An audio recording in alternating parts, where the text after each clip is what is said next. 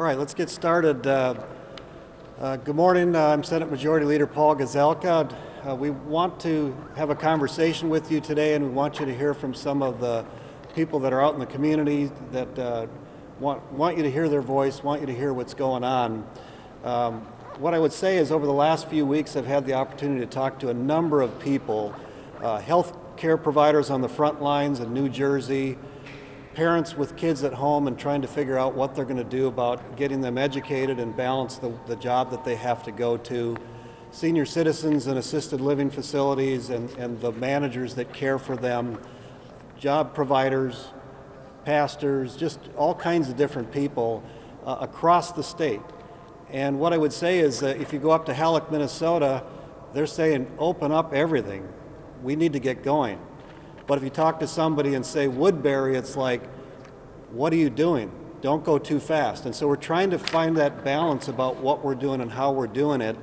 And the range of emotion that I hear and feel from our public is all across the board. Everything from fear to anxiety to frustration, confusion. It's just a mix of emotions as we're trying to figure out how do we navigate through this. And so we want to bring some calm, we want to bring some courage to the public as with how we're working on this virus and what we're doing about it. And let me just say that watch what the President and Vice President have been doing as they have come to Minnesota, Vice President Pence coming to Rochester and inviting the governor to come to Mayo Clinic with them. Reaching across party aisles is really, really important that you saw that, and that I think even the governor would say that the fact is that they want us to be successful, and they complimented what's happening in Minnesota. So from the top down, that's the desire. My desire as Majority Leader is to work with the governor as we move forward on this. It's not to be working against, but the fact is we know that we have to work together. And I'll just tell you, this last weekend I had I believe it was 4 phone calls with the governor over the weekend talking about how do we open things up. We know that we want to make sure people are safe, but we know that that is absolutely critical that Minnesotans feel safe as we move forward. But the fact is that we have to figure out how to move forward. The governor knows that, and we know that, and so how do we do that? And I'll also tell you that I'm working with Speaker Hortman. We still continue to work towards the end of session, having a bonding bill, providing tax relief for the small businesses that are suffering as a result of COVID-19, and having legislative oversight over those billions of dollars of federal money coming in. And you know, I think all 50 governors have emergency powers right now, but I'll bet you all 50 legislative bodies are saying, we need more oversight. That's the important tension that I think the people of Minnesota would expect as well, is that the legislative body works with the governor and has oversight over those billions of dollars coming in. And so we're focused on COVID-19 and making sure people are safe. And there's a number of things that the governor laid out as benchmarks that I want to say are met. One of the things that he talked about is we have to make sure that our people on the front lines are protected, that they have enough PPE, the personal protection equipment, and that has been met. The federal government has given us over 35 million pieces. The governor and his team have scoured the world to bring more PPE into Minnesota. So that's been met. That was one of the things that they were concerned about. The second one is we got to make sure that we have enough beds, ICU beds, so when the crisis hits, the surge hits, we are ready. And the governor would acknowledge that that as well has been met. We are ready for that. The governor mentioned that we need to have the ability to do 5,000 tests a day, that we need to be able to do that so when a hot spot breaks open, we're ready. Well, guess what? We have the ability to have substantially more tests than that. So PPE, beds, tests, we're ready. But now is the time that we have to have courage as a people in Minnesota, the governor, the House, the Senate, people working together to move forward against this and open up Minnesota.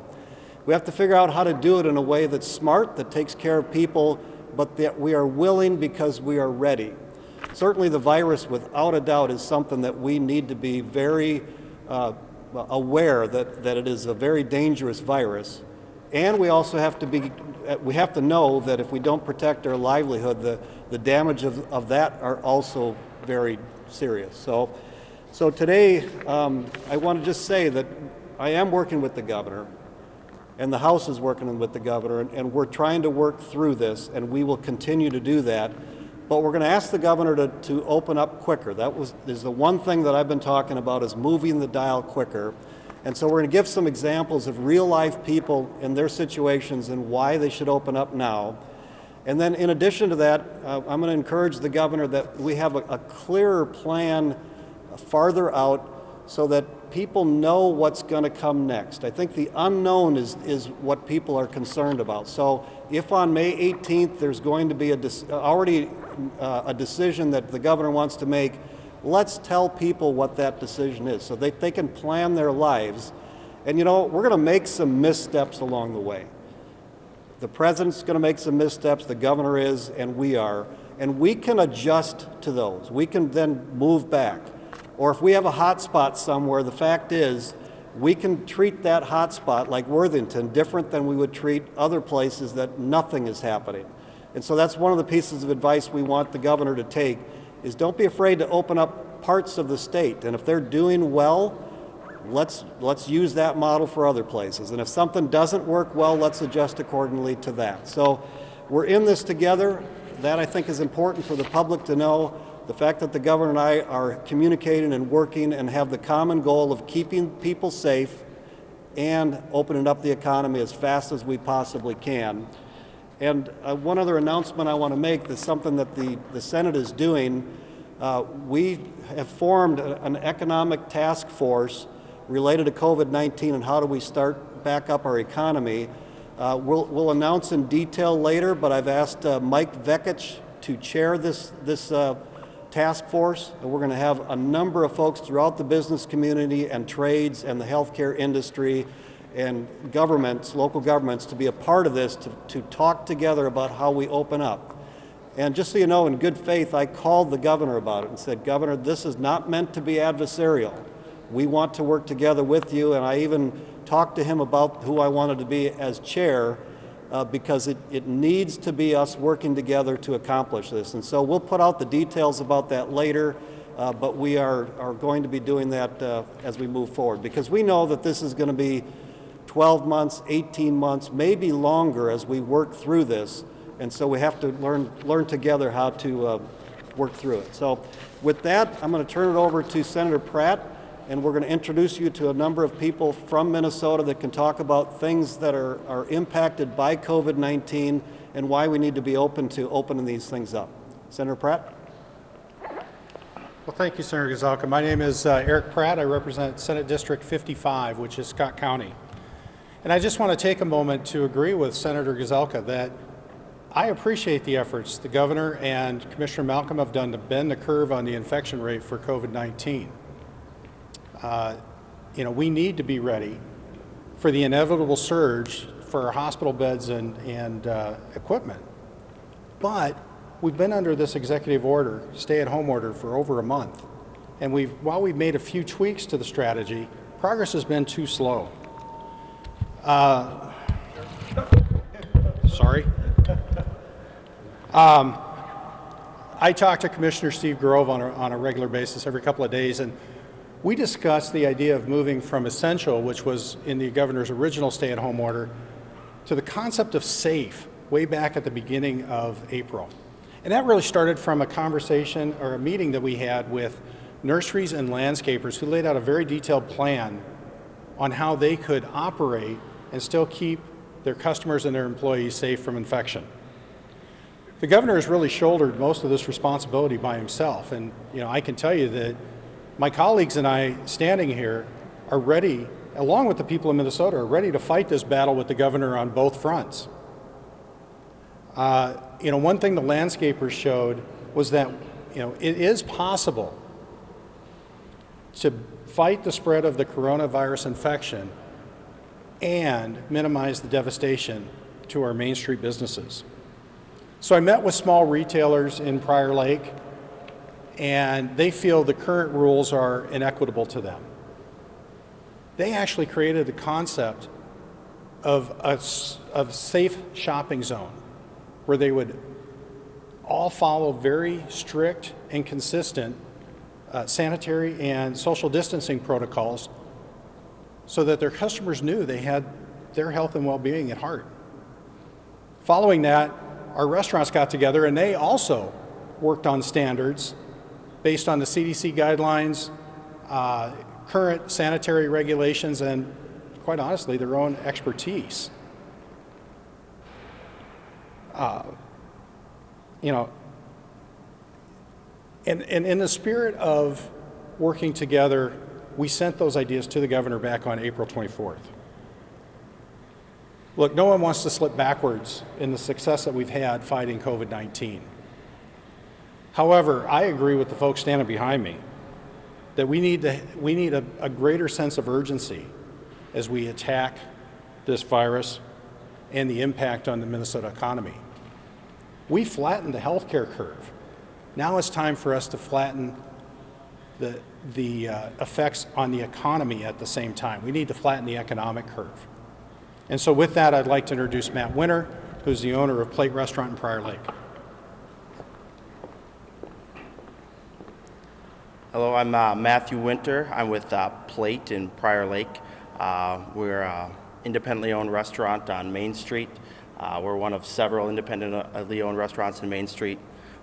We came together, like Senator Pratt said, a few weeks back and said, you know, we want to lead. We can do better. We can do this safely.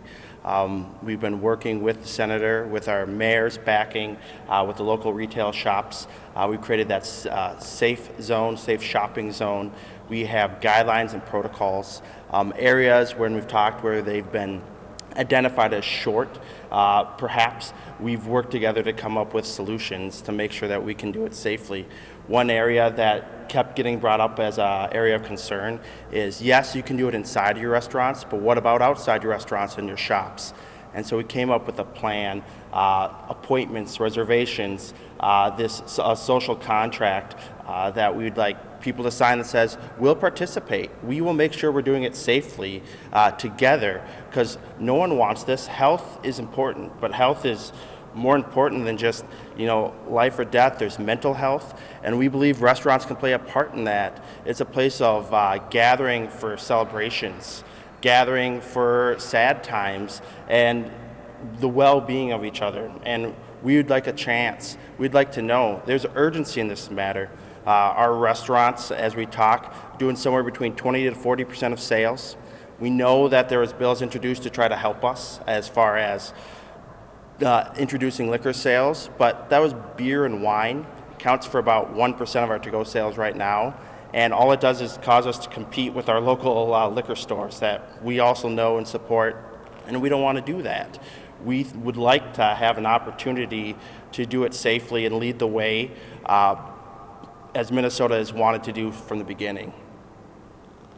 So, any questions? Yeah. Thank you.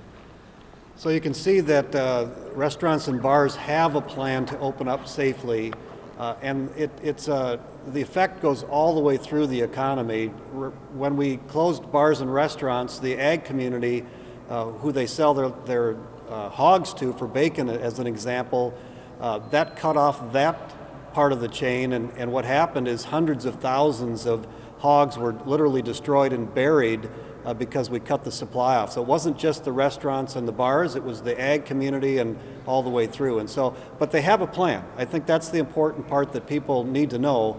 People want to be safe, and we want the restaurants and bars to open. So the next one that I have is Rory Martin. He's a pastor at Liberty Baptist Church. Churches are another integral part of what we do in Minnesota.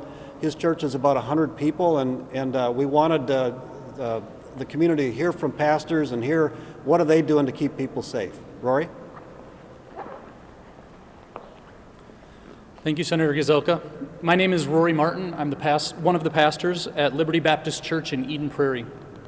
The stay-at-home order has significantly impacted our church and all Minnesota churches.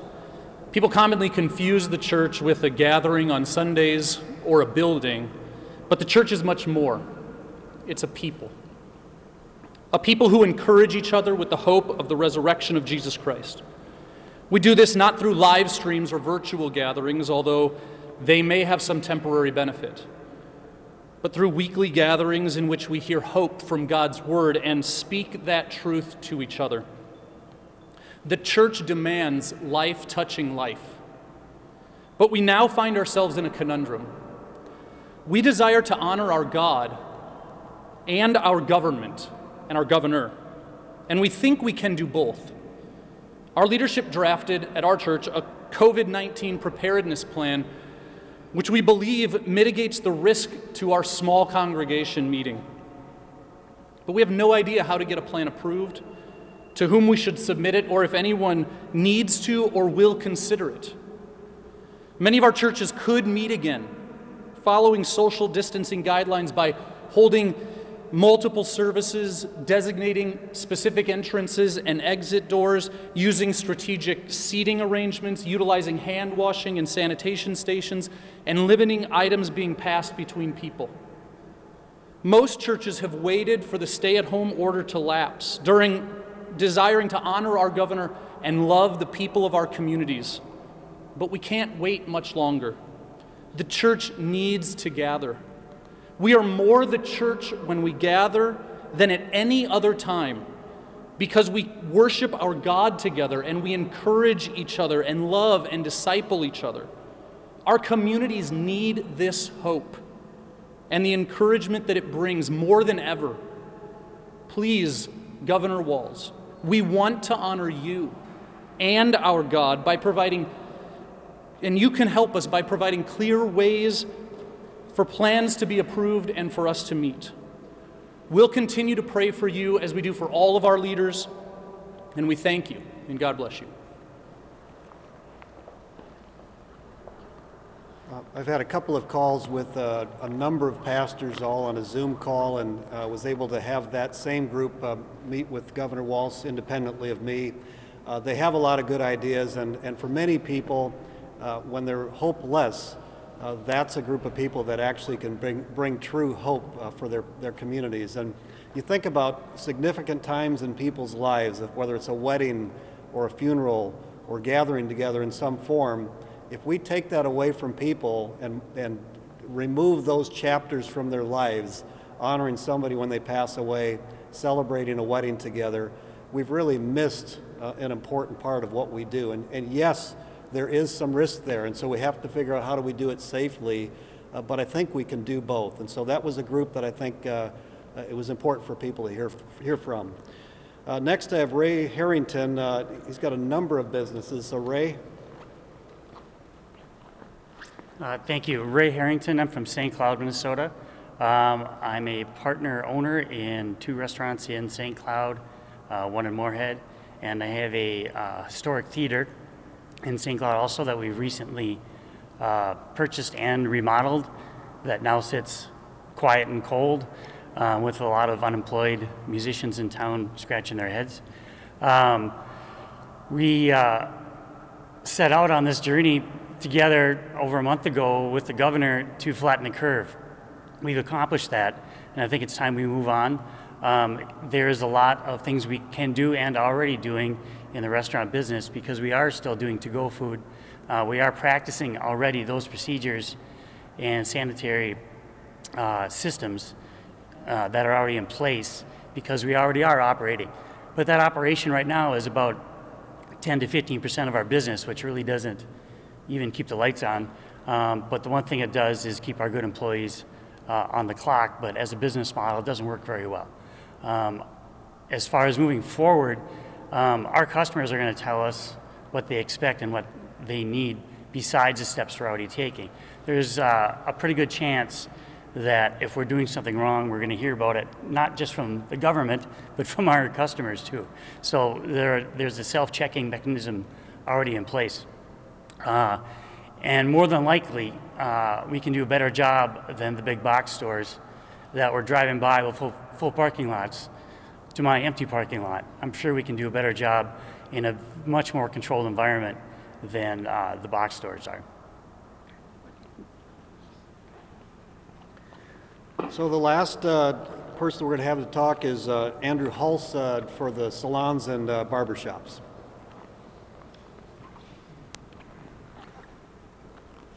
Thank you. First of all, I want to apologize. It's the worst marketing ever when you own 2 men's hair salons and your hair looks like this. But that's what happens when you get your haircut for 2 months. My name's Andrew Hulse. My wife and I own 188 Fine Men's Salons. Just a little background on me. It's a little unusual for the hair salon industry. I'm a former military. I was a naval flight officer, active duty for just under 10 years. Did 3 deployments, including Desert Shield. Was a naval flight instructor. Transitioned to naval intelligence when I went to the reserves, and then I did 20 years as an aerospace and automation executive. My wife is an retired advanced skills neonatal ICU nurse. And 6 years ago, we started our company and we opened up 188 Fine Men's Salons here in Minnesota. Clearly, a major pandemic was not a major portion of our business plan. But I want to start off by saying my grandmother's 95 years old. I moved her up here 2 years ago. I'm her only family. And I'm not going to do anything that's going to put her at risk. Our employees are our family. Many of our employees have been with us from the day we opened. I'm not going to do anything to put them at risk. But I keep hearing that salons can't be a controlled environment, but I just don't believe that to be true. A significant portion of what we do every day is infection control. Most people don't realize that hairstylists and barbers are trained and licensed in infection control. They have continuing education requirements in infection control. As a matter of fact, we use hospital-grade disinfectants every day. And some of our manufacturers have on staff, medical staff, that this is what they do every day is infection control. And we tapped into those resources when this all started to come up with a plan on how we could operate in a safe environment. By the way, some of those experts are the same experts that are currently consulting governors across the country. Now, some of those practices that we came up with include closing waiting areas, limiting those in the salon to only those receiving services, so you keep the number of people down. Spacing stations apart. In our case, our stations also have physical barriers between them. That adds an additional layer of protection. Having employees and guests wear masks. Doing temperature checks on employees and guests as they come in. Limiting services. Our number 2 service is beard trims. But if you're wearing a mask, you can't do a beard trim. But that's okay. We'll limit those services. We can get operating in a safe manner and get some of our services going and start taking care of some of our guests again. The other thing I've heard quite a bit about is track and trace. And I don't think what people understand is our appointment system is ideal for track and trace. We know when any guest comes into the salon, we know when any guest leaves the salon, we know when any employee comes into the salon, we know when any employee leaves the salon. And we know who was there at the same time. It ideally lends itself to a track and trace program. So what I don't understand is how this is possibly less controlled than walking into a big box store and picking up an apple that 20 people touched before you. Now, I've submitted these plans to anywhere I could find, through deed, through the governor's office, and I have yet to hear anything back. Now, I'd like to talk a little bit about the challenge of being closed for 2 months. We went to $0 in revenue overnight with only 3 hours notice. Now, that doesn't mean the bills stop. We still have rent to pay. We still have insurance. We still have supplies that we ordered prior to being closed down. And we still have to pay those bills and utilities. And I hear often, well, what about something like the PPP loan? Well, there's challenges associated with that loan because there are time frames, there are ratios, and there are accountabilities that make it difficult for a business to be able to use that loan if you're shut down. For example, 75% of that loan has to go to payroll. Now, if you're shut down and you have no employees working, that's hard to do. Now, but let's say you did that, and you brought those employees back, and you brought them off of unemployment, you paid them to stay home, basically, and you expend all of that money, and you don't have a date certain when you're going to reopen, and now you put them back on unemployment, and by the way, now you no longer have any working capital to be able to reopen your business. That doesn't make any business sense to me. On a personal note, this is also challenging. I'm one of those that don't qualify for unemployment insurance. I also haven't gotten my 2019 tax return, and because I haven't gotten that, I also don't get the stimulus money out of the CARES Act. So basically, I've gone for 2 months without a paycheck. Now, we'll make it through, but the point is, I just don't have the luxury of just sitting home and collecting a paycheck. We know we need an environment where our guests and employees feel safe. Our employees have to feel safe or they're not going to come to work. Our guests have to feel safe or they're not going to show up. But what I can tell you, 4 times now, it's the original order and the 3 times that salons have been extended closed, I've had to call every guest on our appointment books and tell them that they've been canceled. What I'll tell you, it's interesting. Every time it got moved, the books filled. And every customer that I talked to has said, we're ready to come back. And they've also said, but we understand you're going to have to put restrictions in place, and we'll do that. Because we want to keep everybody safe too. 2 months is an unparalleled amount of time to ask a small business to go with $0 of income. My point is that we're not winging this. We're going to the medical experts in our fields, but we are the experts in our fields. We can put together plans to keep people safe. We just have to be allowed to do so and get back to work. Thank you. I think what you can see from all of the people that spoke is that they have a plan to keep everyone safe, and that it's desperate time to make a decision to move forward. Whether you're the business community or the church community, now is the time. And so that's why it's important that I work with the governor, that the governor works with the president, because we have to have the courage to move forward. We have a plan and we can do it.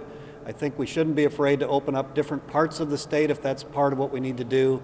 And I think the folks that are ready to open up need clear guidelines about when things are going to happen. So if something's not open now, when can they look forward so that they can make it through whatever that time frame is? So with that, we'll take first of all questions from any of our guests that spoke, if you have questions for them, and then I can wrap up on if you have other questions.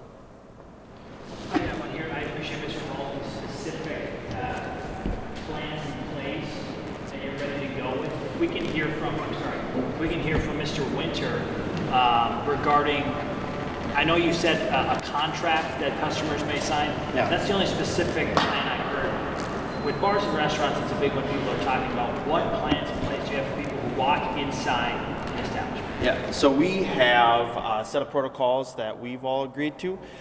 They start from the guest interaction from the beginning. So when they first call, we have reservation guidelines. From there, we have guidelines for how our employees act for social distancing, sanitizing standards, from sanitizing every 15 minutes, allowing all guests to enter one group at a time, and then the next group gets called and enters back in, making sure things that food delivery, we would end up doing it on a cart or in a safe manner where you're ending up putting it away from you, you're not reaching in front of them. You'll have gloves on, masks on to keep it that way. We have nightly sanitizing cleanings of the entire restaurant throughout.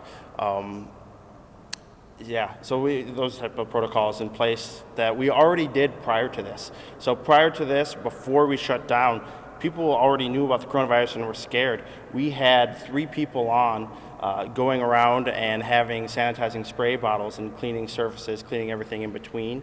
And we plan to continue the social distancing. We do have some letters outlining that we can share with the press. Yeah. Yes, we do. Thank you.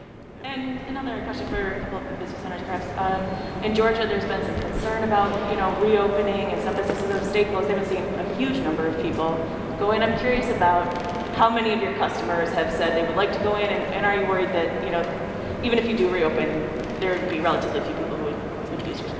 So far from our loyal guests and regulars that we've talked to as they do to-go orders, they've asked, can we reopen? We're willing to follow any guidelines similar to the salon owners of what you do. Our small retailers have heard they will come back because they know we take care of people, and it's not going to stop because there's a virus going on.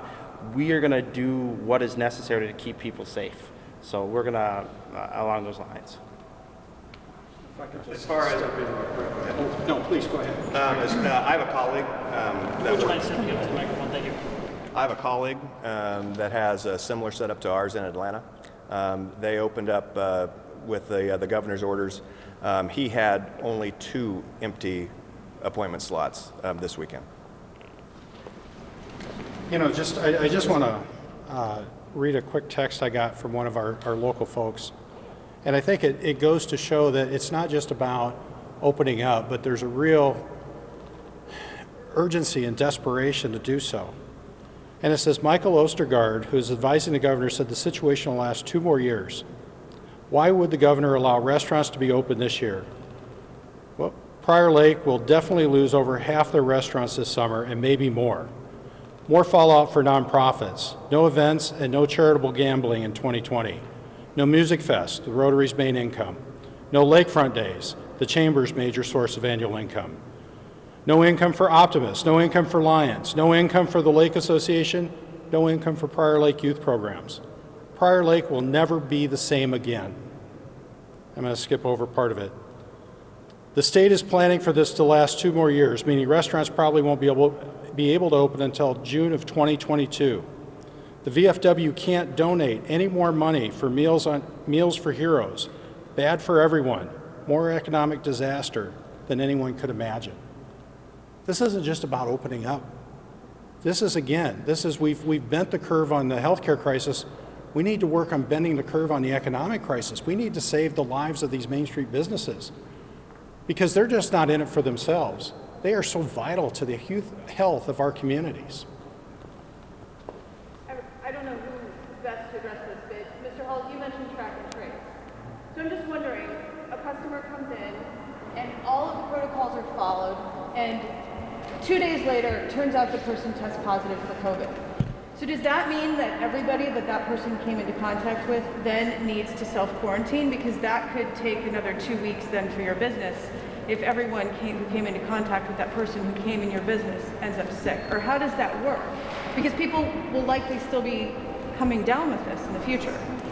Yeah, I think that still has to be addressed by how we would approach track and trace anywhere. But I think at least in our situation, if we're wanting to do track and trace, we're wanting to know where people were, we can identify those people that were in the salon at the same time. We can notify those people or through the Department of Health or however they want to operate that in order to make sure that tracking mechanism is in place. But I guess my point is that if that's an area that they want to go, it's much more secure and much more controlled than other environments. Right, because we actually know who's there. But technically, you could still then have to shut down again. Technically, we could.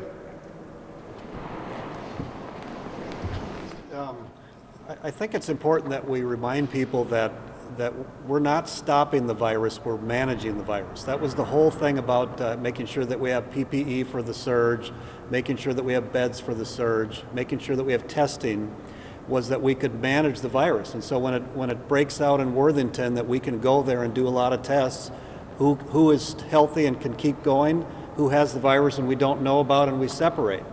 But the fact that this is going to be with us 12 months, 18 months or longer means we need to navigate now to a place where we open things up and we do things safely and manage where we're going. But it's never been about that we're going to completely stop it. And I think that's the part that people need to understand is we're moving as fast as we can to get the vaccine. We know that we need to practice social distancing, that's really important. But we also know that if we don't open things up, like Senator Pratt said, we're destroying whole communities if we're not careful. And that's what people are concerned about. They know that we have to manage through this, and we have to have the courage together to get through this. And that, I believe the governor's on the same page, and that's why I say I'm working with him, because yes, we're trying to move him faster than where he's been, but I know that he gets this thing that I just laid out as well. Yes? It seems rather, some individual, but like it's not going to be a one-size-fits-all, just from what you said. Your idea would be like northern Minnesota is different from the cities. So how do you implement it if it's so, wouldn't that be kind of challenging to implement for this piecemeal plan? Or yeah, so the question is how can we do one county does one way and another county does another, and other states are doing this, where there are counties that have no virus or very little, they should be able to open up quicker. If you have a county or a town like Worthington, for example, you got to be more careful. And that's the point, is we don't know everything, but we have to be willing to start to move forward and adapt as we go. And that's what we all have been doing, that's what the president's been doing, and frankly the governor's been doing as well. And so do you think is open and willing to have a northern county or a county with not many cases open? And what's his willingness to? So is the governor open to opening in different parts of the state? We have not had a conversation directly about that, so I don't know yet.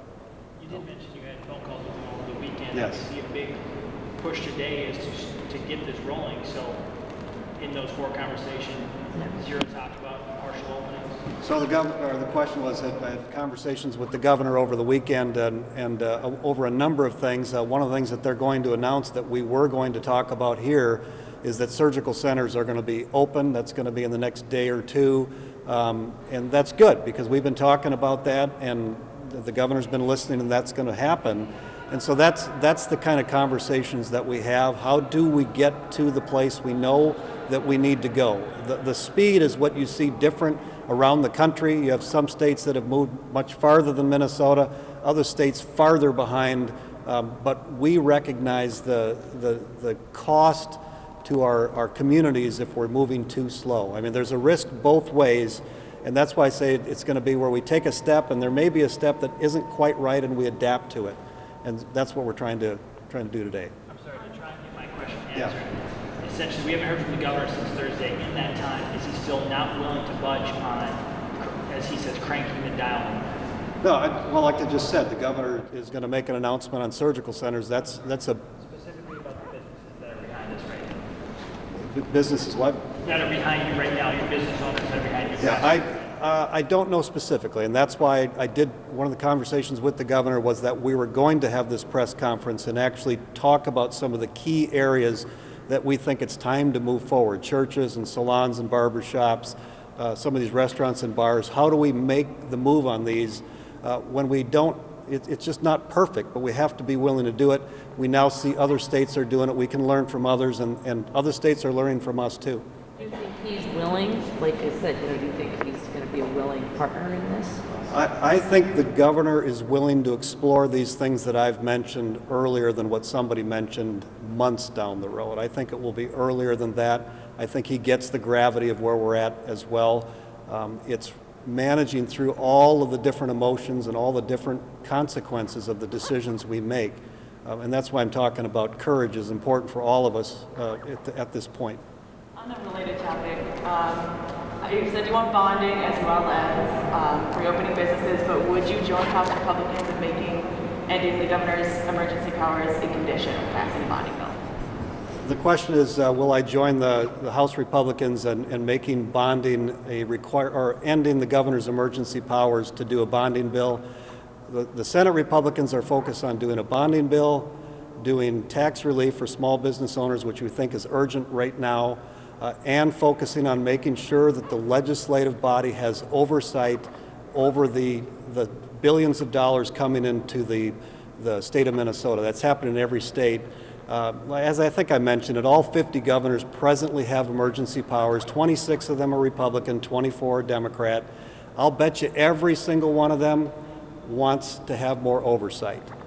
That the governor by himself in any of those states should not be have complete authority. And so there's a lot of push in Minnesota. I'm pushing the governor. I think it's really important that we have oversight of those federal dollars. That's about $2 billion of money that we have right now, and we just don't think he should be spending it on his own. And that's one of the things we had conversations about over the weekend. This is an important part in Minnesota to make sure we're working as a team, is that we have some oversight. And I think on Almanac on Friday, Eric Eskela asked him about just that, and I think he was willing and open to legislative involvement in that allocation of that money. Yep, it's an important piece for us to be working together. I mean, if it's just him making all the decisions, I don't think that's good for Minnesota, and so we're trying to do that. So would it be ending the emergency powers, or would it be adding some additional step of oversight? And how would you work in body negotiations? Well, what I'm hoping is having oversight over the federal money is a big step that could get us towards working together. When emergency powers end, all the executive orders end, and there's a number of them that would be complicated then. For example, the governor has allowed, we were the last state to do it, but we're allowing nurses and medical professionals from other states to come in if we have a surge. If that ends, it goes back to we don't allow it. And so that's where it gets more complicated. May 13th is a critical day. That's the day that if the governor may want to extend those emergency powers. The farther we go, the more resistance you're going to see, because we think we should be working together, legislative body with the governor. But that's his prerogative, and then it takes the House and the Senate both have to agree to end it, which becomes more complicated as well. What's May 13th? What's the significance of the 13th? April 13th was the day extended 30 days. That goes to May 13th. If you extended it another 30 days, that would be June 12th, and that would require that we be called back into special session. We finish on the 18th, so if he were to do that, we would automatically be back for special session. And frankly, until we're through this, I think we should be working together all the way through the crisis. Do you think he should continue? I mean, you think he should not continue it another month, that he should end it on the 13th? The sooner we get to the legislative bodies working with the governor, the better off I think we'll be. But I'm not making that a condition of working on a bonding bill, federal oversight, or legislative oversight of federal money, the tax relief for our small business owners. Part of the tax relief we want to do is simply delay the taxes that they have and the penalties that they would have to make for not paying those taxes because they have no money.